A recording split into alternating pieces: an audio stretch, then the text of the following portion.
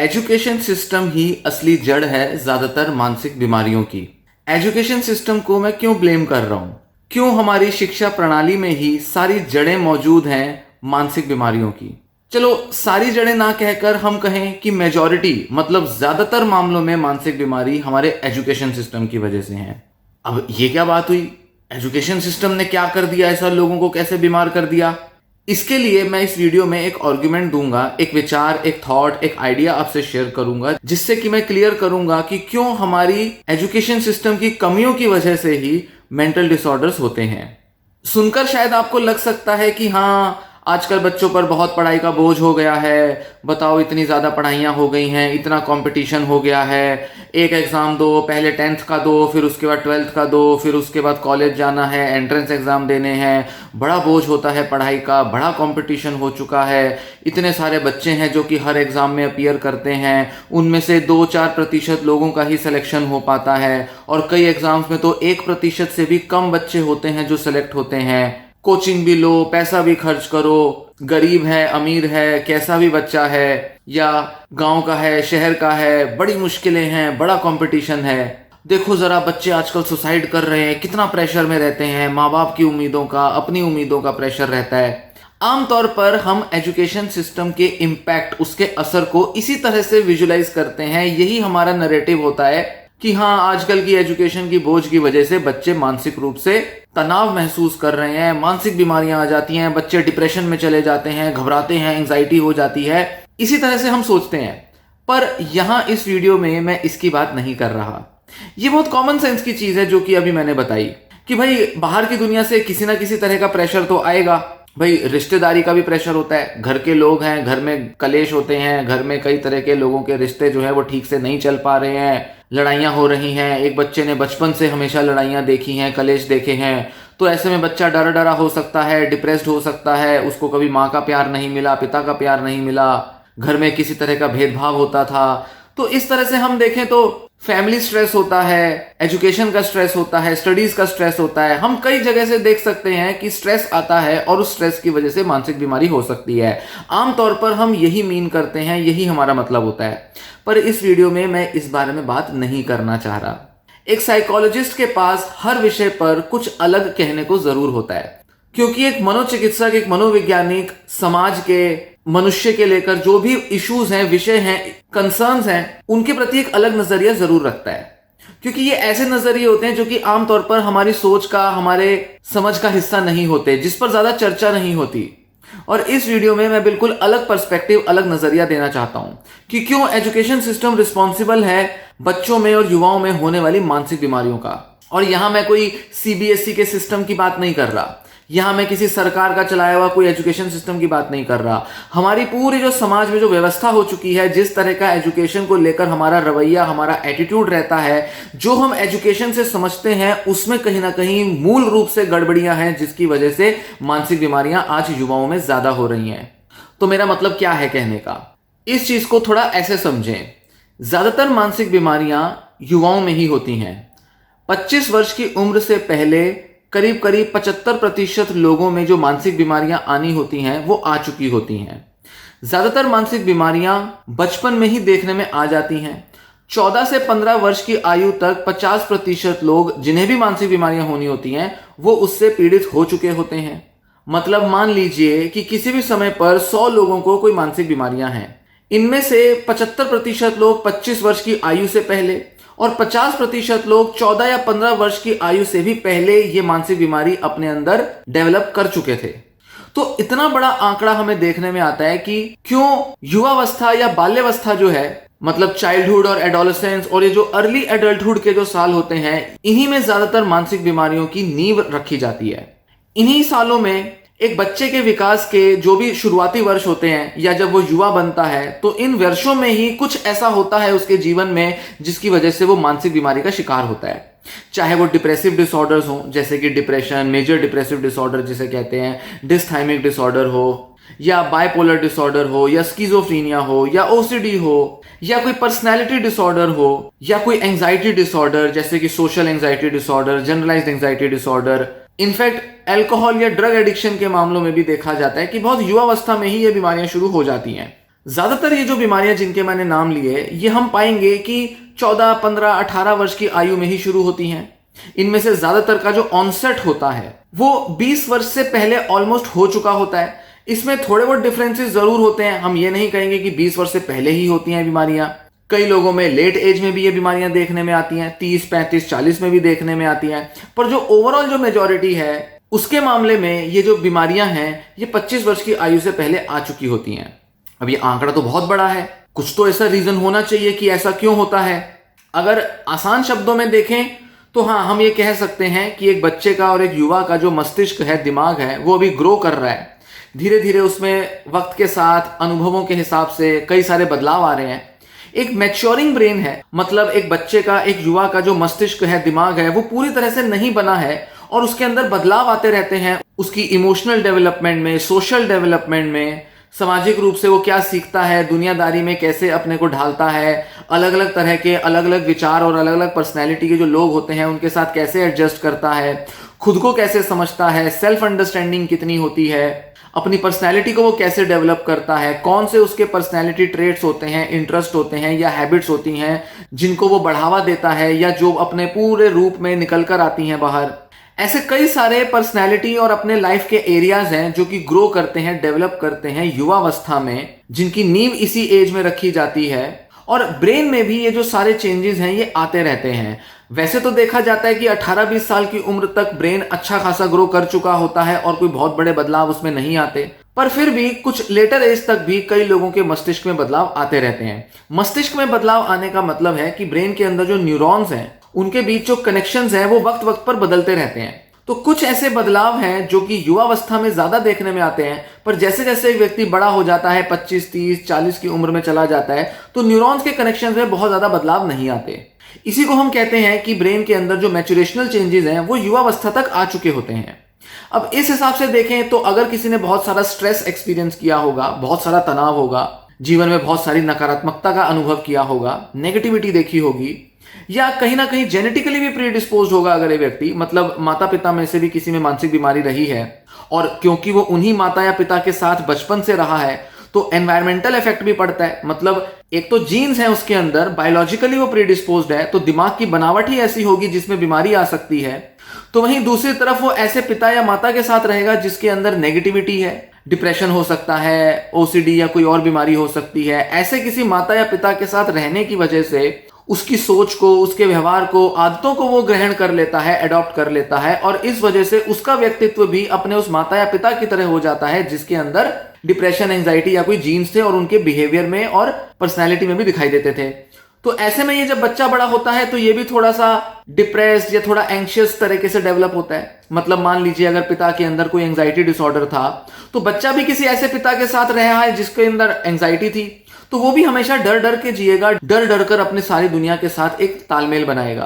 तो एक तो जीन्स और ऊपर से वो एनवायरनमेंट का इफेक्ट, दोनों के प्रभाव में एक बच्चा जब बड़ा होता है तो वो मानसिक बीमारी डेवलप कर सकता है। तो चाहे जीन्स हो, चाहे बायोलॉजी हो, चाहे एनवायरनमेंट हो, कई सारे ऐसे फैक्टर्स के इंपैक्ट में ब्रेन पर जब असर पड़ता है और ब्रेन क्योंकि ग्रो कर रहा है तो ऐसे में मानसिक बीमारी के आने के चांस बढ़ जाते हैं। तो ये तो रहा सिंपल सा एक कॉन्सेप्ट, सिंपल सा एक आइडिया कि क्यों मानसिक बीमारी युवावस्था में आती है। अब यहाँ एजुकेशन का क्या रोल है? क्या हम ये कहेंगे एजुकेशन स्ट्रेस दे रहा है? नहीं, सिर्फ स्ट्रेस की बात यहाँ नहीं हो रही। बायोलॉजिकली अगर हम मानसिक बीमारियों को देखें तो हम कहेंगे कि हाँ, ये ब्रेन के केमिकल के चेंजेस की वजह से होती हैं।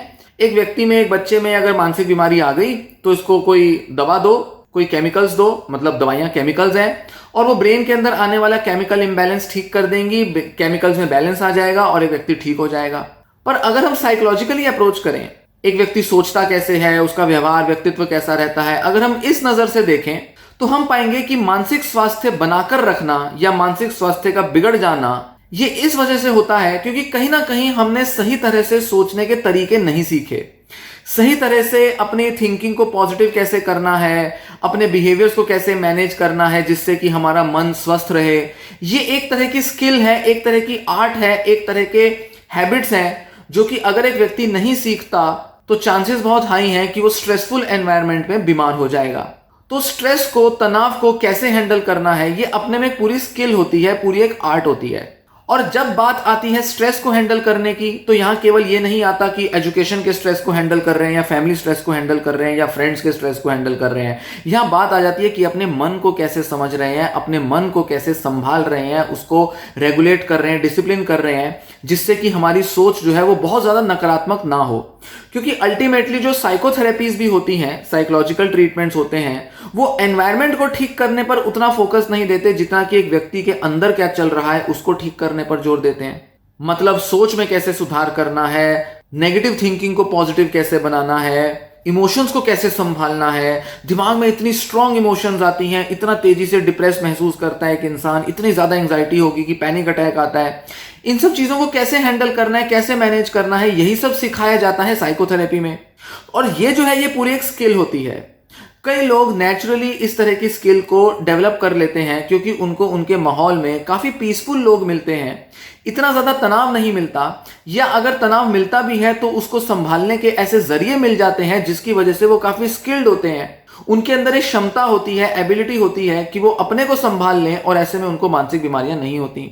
पर वहीं दूसरी तरफ अगर एक बच्चा बड़ा हो रहा है और उसके फैमिली में या कहीं एनवायरनमेंट में स्ट्रेस है, उसकी फ्रेंड्स के साथ भी नहीं बन रही, पर्सनैलिटी में भी अगर देखें तो वो थोड़ा शाय है, एंग्शियस है, तो ऐसे में उसके अंदर वो स्किल्स डेवलप ही नहीं हो पाएंगी जिससे कि वो अपनी एंजाइटी को हैंडल करे या अपने एनवायरनमेंट के साथ एडजस्ट हो पाए। ऐसे में उसके अंदर मानसिक बीमारी की संभावनाएं बढ़ जाएंगी।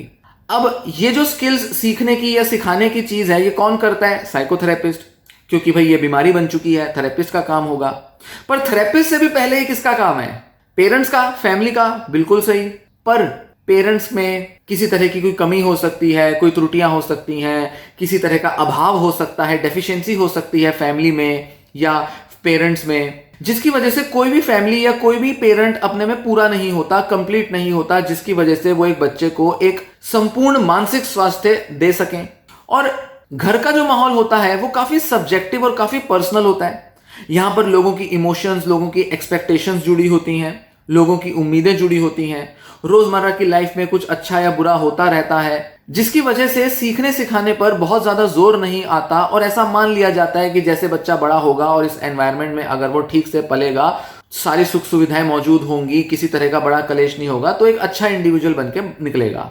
पर परिवार के बाद किसकी जिम्मेदारी बनती है एक बच्चे के अंदर अपने माइंड को, अपनी इमोशंस को हैंडल करने की क्षमता को सिखाने की? वो बनती है हमारे एजुकेशनल सिस्टम की। हमारा एजुकेशन सिस्टम जिसके अंदर सिर्फ कुछ सब्जेक्ट्स पढ़ाए जाते हैं, सोशल साइंस पढ़ लो या साइंस पढ़ लो या अंग्रेजी हिंदी के कोई विषय पढ़ लो, मैथमेटिक्स पढ़ो, या थोड़ा बच्चा बड़ा होगा तो उसको कॉमर्स के और ह्यूमैनिटीज के सब्जेक्ट पढ़ाए जाएंगे, और कॉलेज में आकर तो उसका फोकस बिल्कुल बदल जाता है, कुछ अलग ही विषय हो जाते हैं। हायर स्टडीज के अंदर वो किस तरह के सवालों का हल कर रहा है, कौन से कंपटीशन की तैयारी कर रहा है, पूरा फोकस जो है वो उसका खुद से हटकर वो बाहर की दुनिया में चला जाता है, वो प्रतिस्पर्धा में फोकस करने लगता है। मतलब क्या हुआ कि ये साल जिसके अंदर बच्चे के अंदर इतनी उथल पुथल हो रही थी, इतना केओस मच रहा था, negativity, negative emotions, negative thoughts उफान पकड़ रही थी, जहां उसको सीखना जरूरी था कि वो खुद को कैसे हैंडल करे, खुद को कैसे संभाले, इस दौरान जब उसका एजुकेशन सिस्टम उसको वो सुविधा नहीं देता, वो स्किल सीखने की उसको पूरा मौका नहीं देता, उसको इस तरह का माहौल नहीं दिया जाता जहां पर वो अपने मन के बारे में, अपनी इमोशंस और अपनी थॉट्स के बारे में चर्चा कर सके, डिस्कस कर सके, जहां उसके टीचर, जहां उसके बड़े उसके साथ इस बारे में चर्चा नहीं करते, और अगर कोई मेंटल हेल्थ की बात कर दे तो सोचते हैं कि अरे ये क्या बातें कर रहे हो, डिप्रेशन कहां से आ गया तुम्हारे को, सब तो सुख सुविधाएं दे रखी हैं, बस अपना पढ़ाई पे फोकस करो, फालतू की मोबाइल की आदतें हटा दो और पढ़ाई पे ध्यान दोगे तो सारी चीजें कर लोगे और ये डिप्रेशन भाग जाएगा। बस इससे ज्यादा हमारी समझ जाती ही नहीं, और इस वजह से वो बच्चा जो अपने अंदर मेंटल स्ट्रेस एक्सपीरियंस कर रहा होता है उस पर किसी का ध्यान नहीं जाता। फिर होता क्या है, वक्त के साथ बच्चा डिप्रेशन, एंजाइटी का शिकार हो जाएगा, फिर उसके बाद वो परेशान होगा, पैनिक अटैक आएगा, पढ़ाई से उसका ध्यान हट जाएगा, क्योंकि वो अपने अंदर इतना उलझा हुआ है कि पढ़ाई उसके लिए इंपॉर्टेंट रह ही नहीं जाती। अपने नेगेटिव थॉट्स में इतना उलझा हुआ है जो उसको हैंडल ही नहीं करनी आती। वो पढ़ाई क्या करेगा? पढ़ाई तभी कर सकता है जब वो अपने अंदर से सुखी और अपने अंदर से शांत है, संतुष्ट है, वो पीसफुल है। मेंटल पीस होगा, मेंटल बैलेंस होगा तो ही बाहर की दुनिया में कुछ किया जा सकेगा। रिश्ते बनाए रखना, पढ़ाई अच्छी करना, जॉब अच्छी करना, या कुछ बड़ा करना लाइफ में, या दुनियादारी को निभाना, कोई भी बाहर की दुनिया में अगर कुछ सक्सेसफुली किया जाता है वो तभी हो सकता है जब माइंड में एक व्यक्ति का बैलेंस हो, और बैलेंस बनाना सीखना पड़ता है। कुछ लोगों में या तो जेनेटिकली इतनी टेंडेंसी नहीं होती कि वो अपना मेंटल बैलेंस बना पाए, मतलब जैसे ही वो 12-14 साल के होते हैं वो अपने अंदर बहुत ज्यादा स्ट्रेस महसूस करते हैं, छोटी छोटी चीजें लाइफ की जो होती हैं उनके साथ बहुत ज्यादा स्ट्रेस महसूस करने लगते हैं, एंग्जाइटी आती है, छोटी छोटी चीजें उनको डराने लगती हैं। स्कूल में कोई छोटी सी प्रेजेंटेशन है, कोई बड़ा एग्जाम नहीं है, कोई बड़ी कोई परीक्षा नहीं ले रहा, छोटी सी प्रेजेंटेशन देनी है, स्टेज पर जाके कुछ बोलना है, उसी से घबराहट होने लगती है। टीचर ने होमवर्क मांग लिया तो इतना ज्यादा प्रेशर ले लेंगे कि नहीं मुझे टाइम से करना है, टीचर को अगर टाइम से होमवर्क नहीं दिया तो टीचर नाराज हो जाएंगे, मेरे मार्क्स काट लेंगे। डर पैदा हो गया, जबकि शायद टीचर बहुत ही कंपैशनेट हो, वो इतने मार्क्स ना काटती हो, पर बच्चे के दिमाग में डर आ गया। क्यों? क्योंकि उसने हमेशा से डरना सीखा है। उसको या तो घर में सिखाया गया है या वो जेनेटिकली प्रीडिस्पोज्ड है कि वो अपने आप डरेगा बच्चा। तो ऐसे में इस बच्चे को क्या चाहिए? इस बच्चे को स्किल सीखनी पड़ेंगी, समझना पड़ेगा कि कैसे अपने एग्जाम के स्ट्रेस को हैंडल करना है, पढ़ाई के स्ट्रेस को कैसे हैंडल करना है, अपने अंदर की जो नेगेटिविटी है उसको कैसे संभालना है। उसको कई तरह की कला, कई तरह की क्षमताएं सीखनी पड़ेंगी, ये अपने आप नहीं आती। नेगेटिविटी पहले से ही हमारे अंदर मौजूद होती है, पॉजिटिविटी को ऊपर से सीखना पड़ता है। हमारा दिमाग नेगेटिव होने के लिए बना है, पॉजिटिव होने के लिए नहीं बना। हमारे दिमाग का काम है कि वो बाहर की दुनिया से खतरों को पकड़े, देखे कि कहां से डेंजर आ रहा है, कहां से स्ट्रेस आ रहा है, और जैसे ही कोई नेगेटिविटी आएगी, जैसे ही कोई स्ट्रेस आएगा तो एकदम से दिमाग अलर्ट हो जाएगा और कुछ एक्शन मोड में आ जाएगा और कुछ एक्शन लेना पड़ेगा उसे, जिसे हम कहते हैं कि फाइट या फ्लाइट रिस्पॉन्स हमारा ट्रिगर होता है। या तो लड़ो या फिर भागो, या तो इस सिचुएशन से डर के दूर हो जाओ या फिर इस सिचुएशन का सामना करो ताकि उस सिचुएशन को ओवरकम करके, उन चुनौतियों का सामना करके पार हो जाओ। तो दिमाग हमेशा अलर्ट पर रहता है और अलर्ट पर रहने के लिए ही हमारा दिमाग बना है। इसीलिए हमारा दिमाग नेगेटिव सोचता है, क्योंकि वो खतरों को भांपता रहता है। तो फिर पॉजिटिविटी क्या है? वो हमें सीखनी पड़ती है। अपने को शांत करने के लिए, अपने को रिलैक्स करने के लिए, अपने को मेंटल बैलेंस बनाने के लिए ये कला, ये स्ट्रेटजीज हमें सीखनी पड़ती हैं। और वो सिखाएगा कौन? एजुकेशन सिस्टम दे नहीं रहा, तो मजबूरन थेरेपिस्ट के पास जाना पड़ेगा। और थेरेपिस्ट कौन है? वो कोई स्किल सिखाने वाला कोई एक्सपर्ट नहीं है, वो आपका डॉक्टर होता है। और डॉक्टर मतलब बीमारी मतलब अरे हम तो बहुत ही मानसिक रूप से कमजोर हैं, हमारे तो बस की कुछ नहीं है, वो अपने में एक बड़ा डिमोटिवेटिंग फैक्टर होता है। और यही वजह है कि सोसाइटी में इतना स्टिग्मा क्यों है, क्योंकि अपने माइंड को बैलेंस करने की जो स्किल्स है उसे सीखने के लिए हमें किसी थेरेपिस्ट के पास जाना पड़ रहा है। हमारे टीचर नहीं सिखा रहे, हमारा एजुकेशन नहीं सिखा रहा, हमारे आसपास के बड़े लोग नहीं सिखा रहे, और कहीं ऐसा कोई प्लेटफॉर्म भी नहीं है जहां हमें ये सिखाया जाता है। बस एक स्कूल होता है, सुबह से शाम तक स्कूल भेजो, बच्चा सुबह 8 बजे स्कूल पहुंच जाता है, 2 बजे 3 बजे तक घर आता है, इसी के इर्द गिर्द उसकी लाइफ निकल जाती है। फिर घर आके टीवी देखेगा, फिर उसके बाद थोड़ा खेलने चला जाएगा, फिर ट्यूशन चला जाएगा, फिर अपना लंच डिनर कुछ करेगा, घर पे थोड़ी देर के लिए पेरेंट्स के साथ टाइम स्पेंड करेगा, भाई बहन के साथ खेलेगा, और फिर रात को सो जाएगा। फिर धीरे धीरे ऐसे दिन बीतते जाएंगे, फिर धीरे धीरे जब एग्जाम आ जाएगा तो एग्जाम की तैयारियों में लग जाएगा। इससे ज्यादा तो कुछ है ही नहीं उसकी लाइफ में। और चलो मानते हैं कि बच्चे के लिए तो यही सब चीजें ठीक है क्योंकि वो अभी सीख रहा है, पर यहां बात हो रही है युवा की। 15, 16, 17, 18, 19, 20, 22, 25 तक की ये जो एज है, यहां वो एज ज्यादा क्रूशियल है। वैसे तो बचपन भी बहुत क्रूशियल होता है, पर मोटे तौर पे हम देखते हैं कि जब बच्चा सोचने समझने लगता है, जब बच्चा अपने ऊपर काम करने लगता है, तो सबसे पहले वो काम किस पे करने लगता है? अपनी पढ़ाई पे। पढ़ाई में उलझ गया, अच्छे मार्क्स कैसे लूं, टीचर को इंप्रेस कैसे करूं, मम्मी पापा की उम्मीदें कैसे पूरी करूं। सारा फोकस तो उसका दूसरों पर चला जाता है, वो अपने ऊपर काम कब करेगा। और जब अपने ऊपर काम नहीं कर पाता तो होता क्या है? एंग्जाइटी और डिप्रेशन का शिकार हो जाता है, ओसीडी का शिकार हो जाता है। मैक्सिमम मानसिक बीमारियां इसीलिए आ रही हैं क्योंकि जो फॉर्मेटिव ईयर्स हैं, जो शुरुआती साल हैं एक बच्चे के मजबूत बनने के, स्ट्रांग बनने के, अपने पर्सनैलिटी को स्टेबल बनाने के, उस बीच वो ऐसे कामों में उलझ गया है जहां सिर्फ उसको टेंशनें और एंग्जाइटीज मिल रही हैं, जहां सिर्फ वो उदास हो रहा है, हताशाएं हाथ लग रही हैं। एक एग्जाम में ढंग से नहीं कर पाए, फेल हो गए, कुछ हो गया तो सुसाइड की थॉट आने लगती हैं। अरे मैंने पता नहीं कितने कितनों की उम्मीदें पूरी नहीं की, मैं तो अब इस दुनिया में जीने लायक नहीं हूं, अब मुझे मर जाना चाहिए। ऐसी ऐसी थॉट्स क्यों आ रही हैं बच्चों के दिमाग में? क्यों बच्चे सुसाइड करते हैं? क्योंकि ये सारी सोच उनको हमारा एजुकेशन सिस्टम देता है। कहीं ना कहीं हमारे एजुकेशन सिस्टम ने उस बच्चे को, या जो वो जब युवा हो रहा है, उसको उसके मेंटल हेल्थ के स्किल्स को सिखाने पर जोर ही नहीं दिया। और अगर बात हम मेंटल हेल्थ की करें तो चलो हमें लगेगा बीमारी वगैरह की बात कर रहे हैं, भाई ये तो स्टिग्मा है, मेंटल हेल्थ कैसे बिगड़ गई, क्या हो गया। चलो, पर बेसिक मेंटल स्किल्स होती हैं, माइंड को पॉजिटिव कैसे बनाया जाए, ये तो बेसिक से स्किल्स हैं। जिन लोगों का दिमाग बीमार नहीं भी होता, जिनको स्किज़ोफ्रेनिया, ओसीडी नहीं भी है, उनके लिए भी ये सब सीखना जरूरी है। पर होता क्या है, हमारी सोसाइटी में हम मान कर चलते हैं कि मानसिक स्वास्थ्य का होना और ना होना इस बात पर निर्भर करता है कि आप कितने स्ट्रांग हो या कितने वीक हो। अगर आपका मेंटल हेल्थ ठीक है, आप स्ट्रांग हो। अगर आपका मेंटल हेल्थ ठीक नहीं चल रहा तो आप वीक हो, कमजोर दिमाग के इंसान हो। इसी के इर्द गिर्द हमारी पूरी सोच चलती है समाज में, और यही चूक हो जाती है, क्योंकि मेंटल हेल्थ हर किसी का मैटर है। हर किसी के लिए जरूरी है मेंटल हेल्थ पर वर्क करना। किसी को ज्यादा तो किसी को कम, किसी को थेरेपिस्ट की जरूरत पड़ती है तो किसी को नहीं पड़ती। किसी को किसी एक प्रॉब्लम के लिए थेरेपिस्ट के पास जाना होता है तो किसी को कई सारी प्रॉब्लम्स के लिए जाना होता है। कोई बस 1 या 2 बार जाता है तो कोई कई महीनों तक और सालों तक जाता रहता है। वो डिपेंड करता है कि लोगों की लाइफ में किस तरह के फैक्टर्स हैं जो कि उसकी लाइफ में तनाव ला रहे हैं। कुछ तनाव हैंडल कर लेगा, बहुत बढ़िया, नहीं कर पाएगा तो थेरेपिस्ट के पास जाएगा। पर ये थेरेपिस्ट के पास जाने को लेकर इतना स्टिग्मा है, इतना पक्षपात, इतना भेदभाव है कि एक व्यक्ति को एक साइकोलॉजिस्ट के पास अप्रोच करने में ही डर लग जाता है। साइकेट्रिस्ट हो या साइकोलॉजिस्ट हो, चलो साइकेट्रिस्ट को तो फिर भी अवॉइड कर देंगे, दवा वगैरह दे रहा है तो थोड़ा दूरी अपना लेंगे, पर साइकोलॉजिस्ट के पास जाने में भी डरते हैं। क्यों? क्योंकि हमारे को ऐसा कहा जाता है कि तुम्हारा काम तो सिर्फ पढ़ना है और डॉक्टरों के पास जाने का मतलब है तुम कमजोर हो गए हो, अरे अपने को मोटिवेट कर लो, सब ठीक हो जाएगा। और बड़े सिंपल सॉल्यूशन सजेस्ट कर दिए जाते हैं। अगर इतना सिंपल होता तो सारे युवा इतने मोटिवेटेड हो जाते, क्योंकि आजकल यूट्यूब पे तो हर तरह की मोटिवेशनल वीडियो मौजूद है। सारे जितने भी युवा हैं, लाखों करोड़ों बच्चे जो एग्जाम में बैठते हैं, 10th 12th और दूसरे एंट्रेंस एग्जाम में, सबको ये मोटिवेशनल वीडियोस दिखा दो, कभी किसी बच्चे की लाइफ में कोई नेगेटिविटी आएगी ही नहीं, कभी कोई डिसऑर्डर होगा ही नहीं। पर ऐसा हो तो नहीं रहा, क्योंकि मैक्सिमम बच्चे आजकल ये वीडियोस देख रहे हैं, तो इन वीडियोस का तो कुछ असर आ ही नहीं रहा, या आ रहा है तो थोड़ा बहुत आ रहा है, इतना बड़ा तो नहीं आ रहा कि सबके मेंटल हेल्थ सुधर गए। क्योंकि मोटिवेशनल वीडियोस भी कोई मेंटल हेल्थ पर असर डालें ऐसा जरूरी नहीं है। वो बस आपको जोश दिलाती हैं, वो बस आपको एक ऐसा एक गोल दे देती हैं, ऐसी एक उम्मीद दे देती हैं जिसके लिए आप लगे रहोगे तो आप कुछ अचीव कर जाओगे। बस आपको एक तरह की पॉजिटिविटी दे देती है, एक एटीट्यूड दे सकती हैं। आपके मेंटल हेल्थ के जो इश्यूज हैं उसको डील नहीं कर पाती हैं मोटिवेशनल टॉक्स।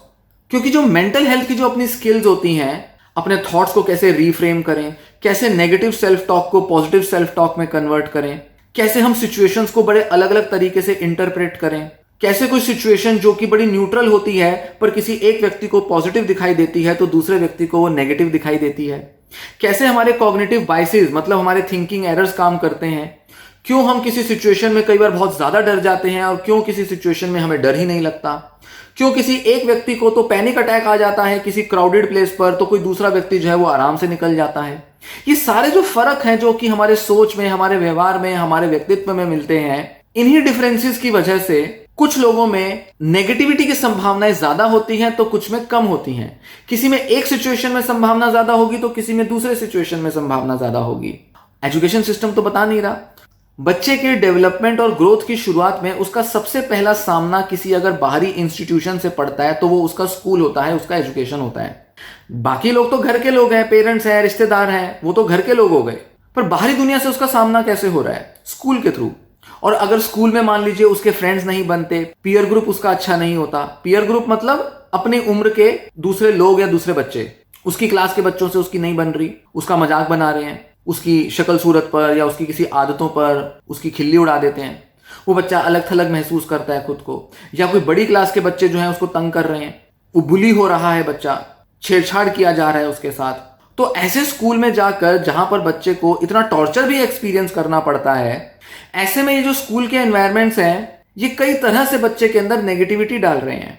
एक तरफ तो उन फ्रेंड्स के साथ वो एडजस्ट नहीं कर पा रहा और इन फ्रेंड्स के ग्रुप्स को कोई सिखाता भी नहीं है, बच्चों को कोई बताता भी नहीं है कि भाई तुम्हें अपने आसपास के दूसरे बच्चों को चिढ़ाना नहीं चाहिए या उनके साथ अच्छे से पेश आना चाहिए। बड़ी बड़ी बातें तो कर दी जाती हैं, मोरल्स की बातें तो कर दी जाती हैं, पर रियल लाइफ में अगर आप देखोगे तो बच्चों की जो अपनी जो लाइफ होती है उसमें बहुत सी क्रूएल्टी, बहुत सी क्रूरता दिखाई देती है। तो वहीं कई बार टीचर्स भी डांट दिया करते हैं, टीचर्स भी बच्चे के साथ थोड़ा गलत तरह से व्यवहार करते हैं, वो भी अपने में एक समस्या हो जाती है। या जस्ट एक भीड़ का माहौल है, 50 बच्चे हैं क्लास के अंदर, तो जो सबसे सेंसिटिव बच्चा होता है उस पर किसी का ध्यान ही नहीं जाता, तो अपने अंदर ही परेशान होता रहता है। टीचर जो है वो पढ़ा के चला जाता है, बाकी बच्चे जो है शोर शराबा करते हैं, जैसे तैसे पढ़ते हैं, टीचर भी अपना काम करके चला जाता है, तो वो बच्चा नेग्लेक्ट होता है, उसकी वजह से भी उसकी मानसिक बीमारी या जो भी मेंटल हेल्थ की जो कंडीशंस है वो बढ़ जाती हैं। तो स्कूल का एनवायरनमेंट दोनों तरीके से एक बच्चे के मानसिक स्वास्थ्य को बिगाड़ने की भूमिका निभाता है। एक तरफ उसके अंदर स्किल्स डेवलप नहीं की और दूसरी तरफ कुछ ऐसे सेंसिटिव बच्चों की पहचान ही नहीं हो पाती जो कि स्कूल के एनवायरनमेंट में किसी तरह से परेशान हो रहे हैं, दुखी हो रहे हैं, तड़प रहे हैं। तो एक बच्चे को जैसे जैसे वो बड़ा हो रहा है, युवा हो रहा है, जिस तरह का उसे मार्गदर्शन चाहिए, जिस तरह की उसे गाइडेंस और उसको एक डायरेक्शन चाहिए कि कैसे वो अपने मानसिक स्वास्थ्य को, मेंटल स्किल्स को इंप्रूव करके अपने को इस दुनिया में खड़े रहने लायक बनाए, मजबूत बनाए, स्टेबल करे, स्थिर करे वो सारी स्किल्स जब बच्चे को हमारा एजुकेशन सिस्टम नहीं देता, इस तरह के कोर्सेज नहीं होते, और कोर्सेज से कुछ मिलने वाला भी नहीं है। लाइफ स्किल्स के कोर्सेज करा देना, थोड़े बहुत कुछ साइकोलॉजी के कोर्स करा देना, बहुत से बच्चे साइकोलॉजी का कोर्स करते हैं, पर इन कोर्सेज से भी बहुत गहरे में बड़ा चेंज नहीं आता। तो भले ही ये कोर्सेज इंट्रोड्यूस कर दिए जाए, पर गहरे में एक बच्चे के पूरे होलिस्टिक डेवलपमेंट पर, संपूर्ण विकास पर एजुकेशन सिस्टम की नजर नहीं होती, वो इस तरह से काम नहीं करता। इस वजह से ये बहुत सारे बच्चे नेग्लेक्ट हो जाते हैं।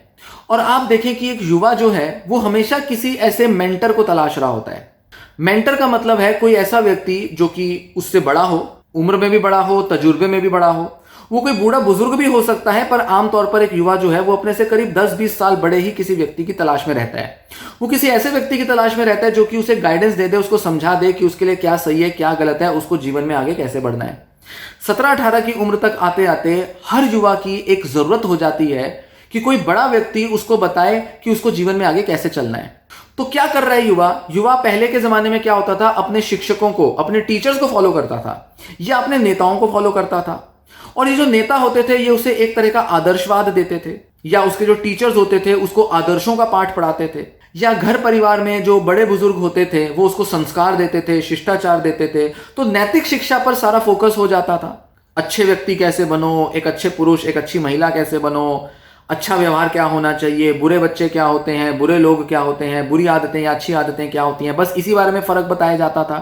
पर इस तरह का माहौल और इस तरह की जरूरतें आज के जमाने में नहीं दिखाई देती। जरूरतें तो फिर भी हम कहेंगे कि हमेशा बनी रहती हैं, शिष्टाचार की जरूरतें तो बनी रहती हैं, पर ना वो माहौल मौजूद है जहां पर ये शिक्षा दी जाएगी, ना शिक्षक ऐसे होते हैं जो कि इस तरह का ज्ञान बच्चों में दे पाएं या उनके लिए आदर्श बन पाएं। कुछ टीचर्स बन जाते हैं पर ज्यादातर टीचर्स नहीं बन पाते। कहने को हम टीचर्स डे मना लेते हैं, पर टीचर्स डे केवल एक फॉर्मेलिटी बन के रहता है। अंदर से बच्चे होते हैं जिनको कि कोई भी टीचर अपना आदर्श नहीं लगता। तो कहीं ना कहीं ये जो स्कूलिंग सिस्टम है जो कि आदर्श देने में, संस्कार देने में कहीं ना कहीं फेल हुआ है। सोसाइटी भी गहरे में जो है वो हमारे संस्कार देने में, शिष्टाचार देने में फेल हो रही है। तो ऐसे में युवा क्या करता है, युवा फिर किसी मोटिवेशनल स्पीकर को, किसी बड़े लीडर को, किसी सक्सेसफुल पर्सन को तलाशता है। वहां से उसको काफी गाइडेंस मिल जाती है, काफी कुछ पता चल जाता है अपने बारे में। वो उनको फॉलो करने लगते हैं यूट्यूब पर या कुछ किताबों में, उनके बारे में बहुत पढ़ते, देखते, सुनते हैं, तो वो फैन हो जाते हैं उनके। तीसरी तरफ उस युवा का ध्यान होता है अध्यात्म में।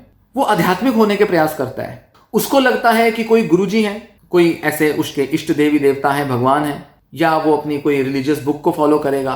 कोई ऐसा व्यक्ति, कोई ऐसा महापुरुष, कोई ऐसा देवता है जिसका अनुसरण करके, जिसको फॉलो करके वो जीवन में एक सही मार्ग, सही दिशा पा सकता है, उस पर आगे बढ़ सकता है, ताकि उसका जीवन जो है वो व्यवस्थित तरीके से, सुखी ढंग से आगे बढ़े।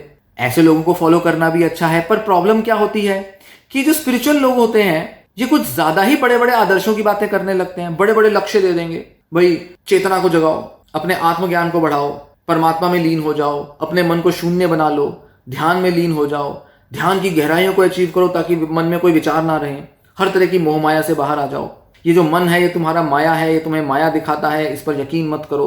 मन जो है वो हमेशा छल करेगा, हमेशा तुम्हारे को भ्रमित करेगा। मन के परे उठ जाओ, अपने आत्मा का ज्ञान ले लो, ब्रह्म के साथ एकदम एक हो जाओ, विलीन हो जाओ, गहरे में अपने अंदर उतर जाओ, ध्यान की साधना करो, कुछ ऐसा बन जाओ जिससे कि बस तुम इस दुनिया से परे हो जाओ। इस तरह की शिक्षा देते हैं ये, इस तरह की बातें करते हैं ये। सुनने में बड़ी अच्छी लगती हैं, बड़े बड़े लक्ष्य बन जाते हैं। लगता है कि जैसे मन की जो भी कमियां हैं, जीवन के जो भी अभाव हैं, डेफिशिएंसीज हैं, उनको पूरा करने का एक ही तरीका है कि बड़े लक्ष्य पे लग जाओ, बड़े किसी आध्यात्मिक पुरुष बनने के रास्ते पर चल जाओ। क्योंकि जब तक एक हाईएस्ट स्पिरिचुअल अचीवमेंट नहीं होगी तब तक जीवन जो है वो संतुष्टि से या सुख से नहीं भरेगा। मतलब बड़े बड़े स्पिरिचुअल गोल्स सेट कर लेता है। अब ये बड़े बड़े स्पिरिचुअल गोल सेट तो कर लिए, पर क्या ये बच्चा, क्या ये युवा तैयार है उसके लिए? फैंटेसाइज करना आसान है, मन के अंदर एक एब्स्ट्रैक्ट इमेजेस बनाना आसान है, माइंडलेसनेस की, थॉटलेसनेस की एक इमेज बना लेना बड़ा आसान है, पर उसको अचीव करना, और वो भी तब जब मन में इतने कष्ट चल रहे हो, इतनी नेगेटिविटी चल रही हो, ऐसे में उसको अचीव करने की तरफ आगे बढ़ना एक बहुत ही इम्पॉसिबल सा गोल हो जाता है।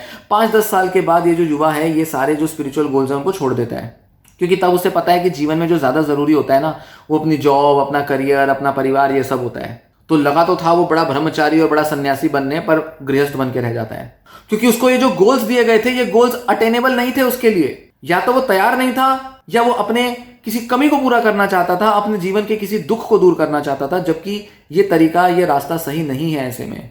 जहां उसको एक मेंटल बैलेंस अटेन करने के लिए, खुद को स्टेबल करने के लिए कुछ थेरेप्यूटिक एक्सरसाइजेस सीखनी जरूरी थी, वहां वो स्पिरिचुअल एक्सरसाइजेस में लग जाता है। तो यहां पर भी वो भटक जाता है। तो हमारे आदर्श काम नहीं आते, हमारा शिष्टाचार संस्कार काम नहीं आता, हमारे स्पिरिचुअल गोल्स काम नहीं आते, तो फिर क्या काम आएगा? भाई मन को बैलेंस में लाना है ना, माइंड को थोड़ा सा स्टेबलाइज करना है, नेगेटिविटी को दूर करने के तरीके सीखने हैं, इमोशंस को कंट्रोल में लाना है। इसके लिए आपको मेंटल हेल्थ को प्रायोरिटी देनी पड़ेगी। मेंटल हेल्थ कैसे बेहतर हो, मन में कैसे संतुलन बने, इसके कुछ ऐसे तरीके, ऐसी कुछ टेक्निक या कुछ ऐसे वेज, एटीट्यूड सीखने पड़ेंगे जिससे कि आप अपनी लाइफ को आसान बना पाओ और अपने मन के अंदर चल रही उथल पुथल को शांत करो। जब तक माइंड में सिक्योर नहीं होगे, जब तक लाइफ को थोड़ा इजी नहीं बनाओगे, जब तक अपने ऊपर पूरा कंट्रोल नहीं लाओगे, तब तक ना तो कोई स्पिरिचुअल गोल्स की कोई जरूरत है आपको, ना वो अटेन हो सकते हैं, और ना ही केवल ये शिष्टाचार आपके काम आएगा, ना ही कोई आदर्शों को फॉलो करना आपके काम आएगा। आप हमेशा भटका हुआ महसूस करोगे, हमेशा अंदर से विचलित और बेचैन महसूस करोगे। लगेगा कि जैसे हम कोई स्पिरिचुअल गोल पर चल पड़ते हैं, किसी हम लीडर को फॉलो करने चल पड़ते हैं, कोई बड़ा सा स्टार्टअप चला लेते हैं, कोई बड़ा सा डिग्री ले लेते हैं। सब बाहर की दुनिया में जब हम अचीव करने चल पड़ते हैं तो अपने मन में क्या चल रहा है उससे दूर भागने लगते हैं।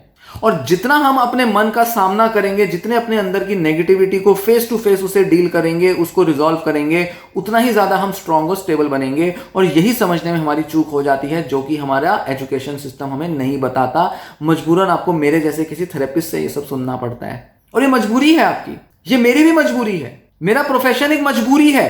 आज के समाज में, आज के जो कल्चर है, जिस तरह के हालात हैं, इसमें मेरे जैसे प्रोफेशनल का होना एक सबसे बड़ी दुर्भाग्य की बात है। भाई बाकी बीमारियां तो हो सकती हैं, कोई फिजिकल डिसीज वगैरह के तो हम सोच सकते हैं कि भाई वो तो कीटाणु होते हैं या कुछ होते हैं, कई सारे रीजन से होती हैं जो हमारे वश में नहीं होते, वो फिर भी दुनिया में होंगी वो बीमारियां। पर मानसिक बीमारियां मैक्सिमम क्यों होती हैं? सिर्फ हमारे खराब समाज और खराब शिक्षा प्रणाली की वजह से। हमारे घर परिवार आजकल उतने आदर्शवादी नहीं रह गए, हमारा समाज उतना आदर्शवादी नहीं रह गया, और हमारा एजुकेशन जो है वो हमें भटका देता है, हमें ऐसे गोल दे देता है जिसमें हम सिर्फ प्रतिस्पर्धा में लगे रहते हैं, कंपटीशन में लगे रहते हैं, जो हमारे माइंड को कभी पीस नहीं देता, माइंड को हमेशा डिस्टर्ब रखता है। पहले पढ़ाई के कंपटीशन, फिर उसके बाद जॉब का कंपटीशन, न जाने क्या क्या कंपटीशन में उलझे रहते हैं। तो ये एक कमी है हमारे एजुकेशन में, और ये इतना इजीली पूरी नहीं होगी, दिखती नहीं है कहीं पूरी होती हुई है, शायद होगी भी नहीं कभी पूरी। पर हाँ, ऐसी चीजों की मैं क्यों डिस्कशन करता हूं, ऐसे विषयों या टॉपिक्स पर मैं क्यों चर्चा करता हूं, ताकि हमें पता चले, हमारा दिमाग खुले, हमें ये पर्सपेक्टिव मिले कि कई सारी प्रॉब्लम्स जो हैं, जो हम फेस कर रहे हैं, वो आ कहां से रही हैं। एक अवेयरनेस ही काफी है, क्योंकि जब अवेयरनेस होती है, जागरूकता होती है, तो हम उस चीज का प्रभाव, इफेक्ट अपने ऊपर आने से रोक सकते हैं। हम अपनी लाइफ में कुछ ऐसे स्टेप्स, ऐसे एक्शंस ले सकते हैं जिससे कि हम खुद को थोड़ा सा स्टेबल बना लें, थोड़ा डायरेक्शन दे दें, थोड़ा अपने कंट्रोल में आ जाए। क्योंकि कई फैक्टर्स जो हमारे कंट्रोल में तो नहीं है, जैसे कि सोशल, कल्चरल, पॉलिटिकल फैक्टर्स हमारे कंट्रोल में नहीं होते, पर अगर वो हम पर असर डाल रहे हैं और अगर हमें पता चल जाए कि वो कैसे हम पर असर डाल रहे हैं, तो हम खुद को थोड़ा संभाल सकते हैं, और ये बहुत बड़ा असर लाता है हमारी मेंटल हेल्थ पे। और मेरी इस पूरे डिस्कशन से अल्टीमेटली फोकस कहां जाता है कि मेंटल हेल्थ को प्रायोरिटी देना जरूरी है, मानसिक स्वास्थ्य पर स्पेशलाइज्ड तरीके से काम करना जरूरी है, और इन स्किल्स को, इस टेक्निक को सीखना जरूरी है कि कैसे अपने मेंटल डिसऑर्डर को तो ठीक किया जाए, साथ ही अपने माइंड को इस तरह से बैलेंस बनाया जाए ताकि हम बिना विचलित हुए, किसी भी सिचुएशन के इंपैक्ट में आए बिना, अपने डिसीजंस, अपने एक्शंस खुद अपने कंट्रोल में रख पाए, अपनी सोच अपने कंट्रोल में रख पाए, और इसी तरह से हमारा मेंटल पीस और मेंटल बैलेंस अचीव होगा। और ध्यान दें, यहां एक और चीज मायने रखती है, वो ये कि केवल योगा मेडिटेशन से भी ये नहीं होगा। इसके लिए आपको नेगेटिव थिंकिंग को पॉजिटिव कैसे बनाना है, इसकी टेक्निक, इसके तरीके, इसके स्ट्रेटजीज सीखने होंगे, उनको इंप्लीमेंट करना सीखना होगा। और लाइफ के अंदर मेंटल हेल्थ या जो मेंटल इश्यूज होते हैं, ये क्यों आते हैं, कहां से आते हैं और कैसे जाते हैं, ये सब समझना सीखना पड़ता है। इसीलिए मैं अपने चैनल पर अलग अलग तरह से बात करता हूं। मेंटल हेल्थ का मतलब सिर्फ इतना नहीं है कि बस कोई टेक्निक बता दी, कोई 4 टिप्स बता दी, हो गया। नहीं, मेंटल हेल्थ एक बहुत ब्रॉडर टॉपिक है, बहुत बड़ा इशू है। हर तरह से इसे समझना जानना जरूरी है। बायोलॉजी समझो, सोच को समझो, परिवार और फैमिली और एनवायरनमेंट को समझो, कई तरह की चीजें समझनी पड़ती हैं। तो एजुकेशन सिस्टम की जो कमियां हैं, उनके विक्टिम होना बंद करें।